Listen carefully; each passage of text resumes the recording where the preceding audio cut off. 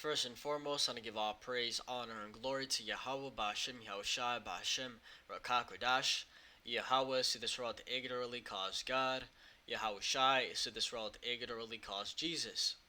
Bahashem means in the name, Rakah means spirit, and Kodash means holy. And that's all in the Paleo Hebrew. I also want to give double honors to the outer bishops and apostles of Great Millstone that taught me this truth. Today's lesson, I wanted to talk about this very popular topic in the world, which is called the semen retention. Okay, and I wanted to touch on this and go into how this might be beneficial, for the brothers out there. Okay, the men, right? Because last time I checked, women don't have semen, so I don't see how this could really affect them. But I wanted to touch on this topic because this whole practice of semen retention, right? There's a lot of benefits to it. Okay, and before I even go into this, I'm just putting this on the table. This is not for all brothers, right? And everybody's body is different. Okay, you might be able to bust 10,000 lows a day, and a brother might not be able to, right? Or Salaki, let me rephrase that. We have a man over here. He's able to go 10 rounds a day, right? High energy constantly. Might have another brother who does it one time, and his energy levels are depleted, right? He feels a shittier. Right, it all goes back to your biological makeup, right? We're all different. Some men have higher testosterone, other men have lower testosterone, right? So the matter of the fact is, I'm just going into how, in general, right, this is beneficial, okay? But not everything is not for every man, okay? So I wanted to touch on this because and we live in a society that everything is sexualized, okay? And that's not by coincidence, right? When you go into what people, okay, own all the pornography organizations, you'll find out that it's the small hats, okay, the issues, if you know what I'm talking about, right? They all own, majority of those porn organizations are owned by the small hats, right? And we know who pretty much controls the world is those issues, right? Which are the Edomites, okay, the elites, wicked elite, whatever you want to call them, banking, families, Rockefellers, Vanderbilts, okay, and nothing happens by coincidence. The reason everything is so sexualized is because they know that if they have the majority of young men stuck on pornography, okay, first, they're already corrupting their soul, right? They're making them sin, right? Become sexual deviants in front of Yahweh Ba'ashem Yahushai. And second, every single time they watch that and they release, you're literally losing your energy. You're literally losing your life force, right? Because what you are releasing is pretty much life, okay, along with all types of minerals, okay, and vitamins that your body needs, okay, and pretty much to sustain itself, right? You're literally releasing all the vitamins and minerals that a baby needs to be formed. So the elites, they know this, right? And hey, talking to the men out there, right? Every single time you pretty much finish, you realize you're in that calm state, right? You're relaxed, right? You're just pretty much trying to chill, right? If you have a society of young men like that, that's what the elite want because they want all the young men docile so they can never revolt, right? They want all the young men pretty much simped out, okay, soft, so they can never revolt against this current evil system, right? That's the whole real agenda to why this is going on. So you have all types of jakes right here on YouTube talking about, oh, the chosen ones, semen retention. More bitches are gonna look at you, blah blah blah. Okay, and I'm not even trying to hit it from that angle, right? I'm just hitting it from the angle of testosterone, right? How this practice, right? It's scientifically proven that it makes you more energetic. It makes your testosterone go up, right? These are things that are actual fact and that every single brother out there could benefit of, right? So first, I want to get a scripture in Ecclesiasticus or Second Ezra chapter 5 and verse 54. It says, "Consider thou therefore also how that ye are less of stature than those that were before you, and so are they that come after you less than ye, as the creatures which now begin to be old, and have passed over the strength of youth." Okay, and Ezra was talking about the man, okay, the human. Okay, every single generation and generation, okay, we pretty much become weaker, right? We become shorter, less of stature. Okay, and those that are come after us is gonna be the same thing. Weaker men, okay, weaker men, shorter, okay, and it's gonna be the same cycle and cycle and cycle. Right? When you go into the history, there are ancient forefathers, right? Go into the accounts of David, what he was doing, right? Jumping over walls, running through a troop, okay? Strong as fuck, okay? Tall as fuck, okay? They're a different type of men, right? So I also wanted to point out one thing is that this whole thing of semen retention, this energy and being in high energy, that probably wasn't a problem back then in the ancient days. And the reason is because those were different types of men, right? The men back then, their testosterone levels were through the roof, right? If you search up the testosterone levels 100 years ago, okay, compared to today, this is what you'll find right here of this chart from 2020 to 1960. You'll find that the average total testosterone level was at 650 in 1960. And here it is, we're in 2020, we're in 2024, and the average is at damn near 400. So half, pretty much. Okay, 2/3, 1/3. So 650 to 400 nearly, and how much? 60 years. All right, so imagine 3,000 years ago, 4,000 years ago, 5,000 years ago. What type of testosterone levels those men had back then, right? Probably in the probably in the 2 or 3,000, right? So letting off a load, right? And I'm getting explicit, letting off a load, it wouldn't affect them, right? Because they were already in peak performance compared to today. So that's why I said that this type of practice, right, nowadays it's really gonna benefit us. Okay, and personal testimony has benefited me, right? I've done this before. Even dealing with women, I've done it, right? Where I'll still deal with the woman, but I just won't release. And I found personally that it's night and day when it comes to energy. Okay, night and day. Okay, I find that when I'm constantly just on that cycle of woman, woman, woman, my levels are, they're not the same as what they would be when I'm just retaining. And like I said, I'm gonna read this quickly. Like I said, it goes back to holding in your energy and those vitamins and minerals. So I want to get another scripture before I hit this right here. It says 1 Timothy chapter 4 and verse 8. And this is Paul speaking to Timothy. It says, "For bodily exercise profiteth little, but godliness is profitable unto all things, having promise of the life that now is and of that which is to come." Right, and the key point I want to get in here is that Paul said that bodily exercise, it profits a little. Okay, it's not that profitable. Okay, and the reason I'm touching on this because, hey, when Paul said this, he said this roughly 2,000 years ago, right? And going back into that same topic of testosterone, the men back there were they're a different type of males, man. Those were true men. Okay, out here going to war. Okay, out here just pillaging and raiding and just testosterone just oozing, man. Those are different types of men. So when Paul said bodily exercise profit little, right, he was going into how, hey, back then it wasn't really needed that much, right? Those men back then were already kind of in shape, right? At the end of the day when these men did exercise, it was just to look good, right? But he says it profits little, but hey, today nowadays, bodily exercise profits a lot.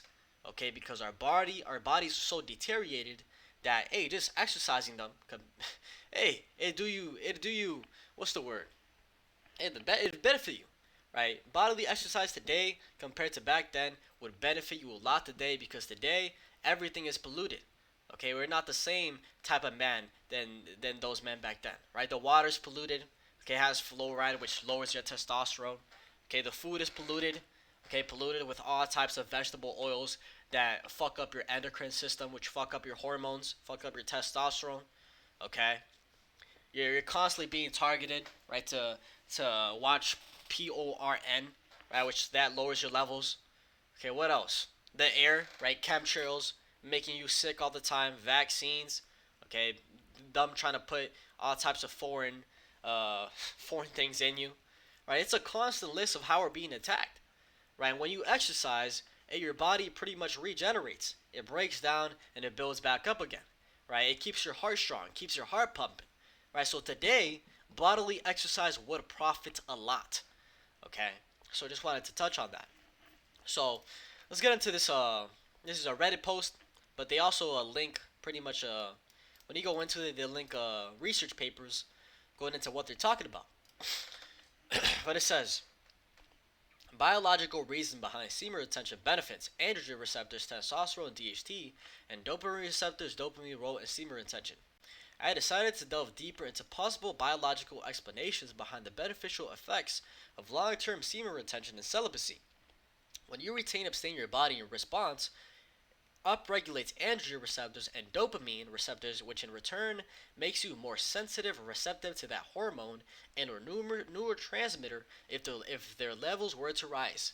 Okay, and that's the basic understanding of why this works is because it upregulates your androgen receptors. When you hold in that energy, it upregulates your androgen receptors, right? And your androgen receptors, when you search it up, is pretty much the receptors that are that testosterone binds to, right? So if you have right here, by turning the genes on and or off as necessary, the androgen receptor complex helps direct the development of male sex characteristics.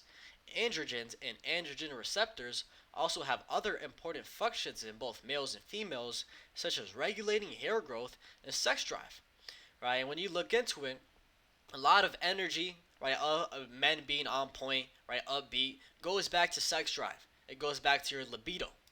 Okay, that's a key indication. Hey, a lot of men say it's a key indication of success, right? How horny you are. But going into the androgen receptor, if semen retention is making your androgen receptors more sensitive, that means that testosterone can bind to those androgen receptors more easily. So in turn, you have more, pretty much, you have more masculine male expression, right? More testosterone makes you look more masculine, right? So that's the whole cycle. And I probably butchered that explanation, but hopefully it makes sense. It says testosterone, DHT, right? DHT is another one, a key male hormone, which goes into dihydrotestosterone. It's pretty much like 10 times or 6 times more anabolic or more potent than testosterone. It says a hormone that plays a key role in sexual development of people assigned male at birth. Right? And it says puberty causes the body to mature during puberty, facial hair, muscle growth, okay, and the whole nine. Okay, so it says dopamine and norepinephrine is what causes you to feel motivated and energetic during SR. Testosterone DHT is what makes you feel confident and assertive during SR. In addicts, they have a low amount of D2 receptors due to the amount of overstimulation they expose themselves to, which in response makes that person desensitized to the pleasure response over time. This happens even in the case of an increase in dopamine levels due to there not being enough receptors in the brain to receive it.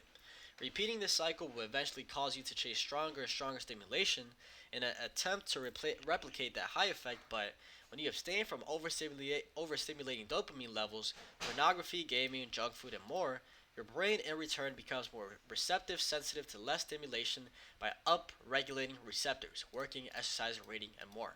And that's the whole concept, right? You gave your brain a rest, and your brain pretty much recuperates, right? It resets. Okay, and like I've been saying, in this society, since youth, right, you've been put in a society that is sexualized. Everything is made sexual, okay? And that's to keep you in that low vibration. It says sexual satiety. Okay, excessive PMO explicitly activity causes a decrease in androgen receptors in the brain and upregulation of estrogen receptors. This makes free testosterone levels less available in your blood because it does not have any receptors to attach to. This makes testosterone levels less effective, and not enough testosterone means there would not be enough available to convert into dihydrotestosterone, which also has its fair share of beneficial androgenic and cognitive effects. Excess estrogen has a whole host of issues: emotional stress, anxious, and more. Right? When you look into it, that's why everything is really majority of things are pumped with soy, right? And soy has what's called phytoestrogens, which raises your estrogen, making you more emotional, stressed, and anxious, pretty much acting like a woman. It says some may ask if there is a way to speed up the regulation of D2 and AR, and yes, there is. D2 upregulation boosters dopamine fasting, avoid excess stimulation of all kinds, sexual activity, pornography, junk food, music, TV, films, and drugs. Pretty much they're going into resetting. right? And one key point I wanted to go into how when it talks about sexual activity, right? Scripture is actually if you're dealing with a woman, right, you two are locked in, okay, you're supposed to give it to her whenever she wants it, and she's supposed to give it to you whenever she wants it, right? That's actually scriptural, right? So, hey, this might be out of the question for a couple brothers out there. Right, let's get that continent,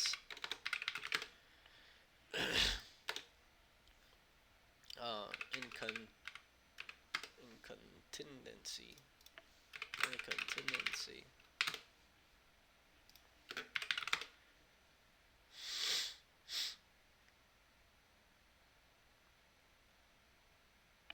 First Corinthians 7:5.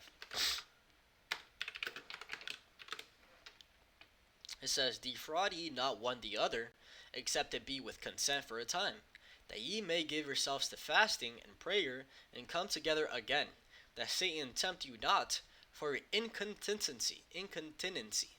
And that's the point, is that you're not supposed to defraud each other, right? Except it's for a time you guys agree to fast and pray, right?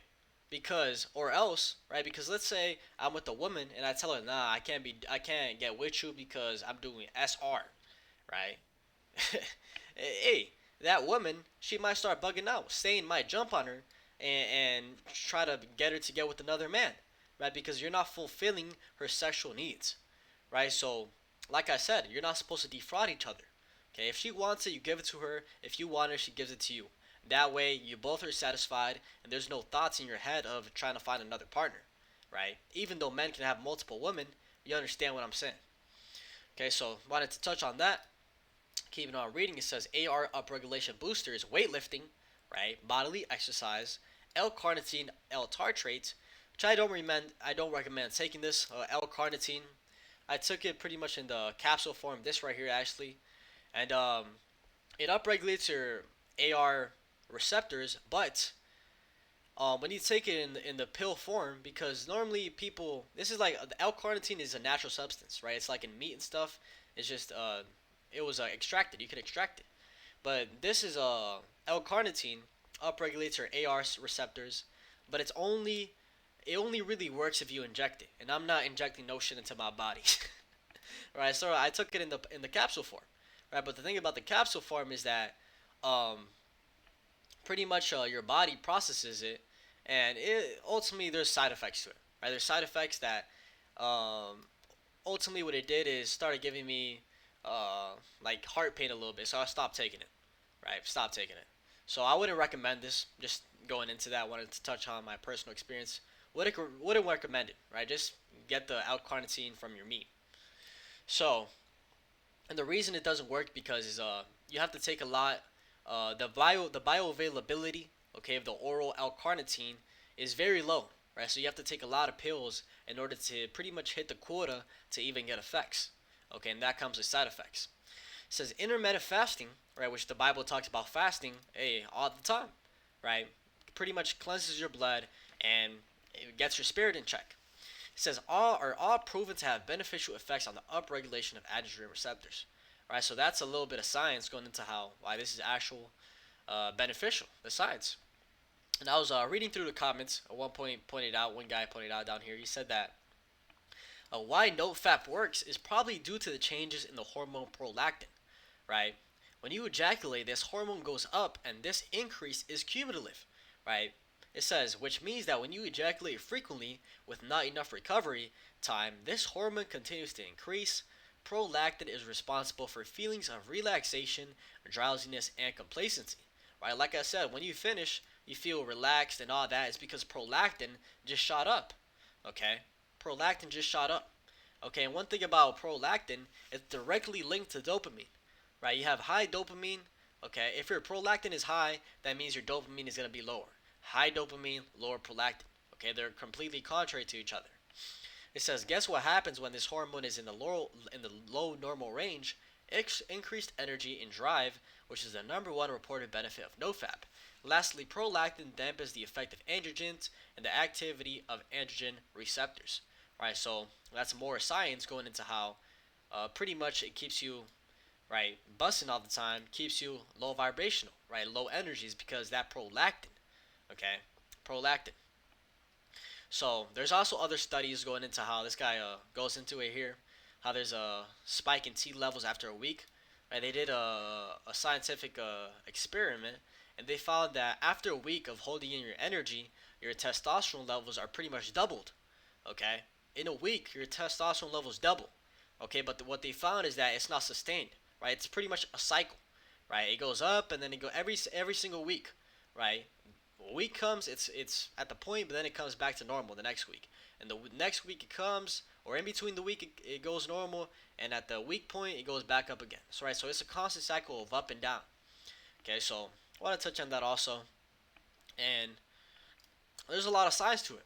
Okay, so let's get a couple more scriptures. Couple more scriptures.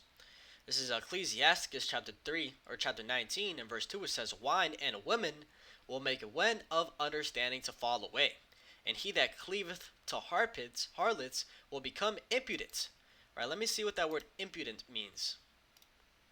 Impudent, impertinent, not showing due respect for another person, shameless, contemptuous, cocky boldness. Right, so the key point I wanted to get here is that wine and women, right, will make men of understanding, wise men, to fall away. Right, those are two of the biggest temptations, is the alcohol and the woman. Okay, and since we're talking about the woman today, hey, that's what we're talking about. Okay, is one of the ways, right? Because women, hey, there's a saying in the world that women make weak legs, right? I think it goes like that: women make weak legs. Okay, they take your energy, right? That's why if you ever notice in boxing or any of these combat sports, you'll see that the greatest of the greats, they always talked about how before their fights, they stop having sex, right? They'd hold in that energy, right, 2, 3, 4 months, okay, to get ready for the fight because they know that hey, dealing with a woman is just gonna drain you, okay, and they need to be on point to be able to win that fight, okay. This is nothing new, so just wanted to touch on that. I wanted to touch on that a little bit. The spirit was just on me. So, like I said, hey, this is beneficial ultimately for all men, right? But not all things. But not all things are for all men, right? Not all things are for all men. You just gotta know your spirit, know your body, how it acts, and hey, this might be something you could do to get on that next level, right? Keep your energies up, your energy levels up. So I'll leave it at that. Hopefully this is edifying. With that, and give all praise, honor, and glory to Yahweh, Ba'ashem, Yahushua, Ba'ashem, Rakak, and double honors to the elder bishops and apostles of Great Millstone that taught me this truth. Shalom to you, like Shalom.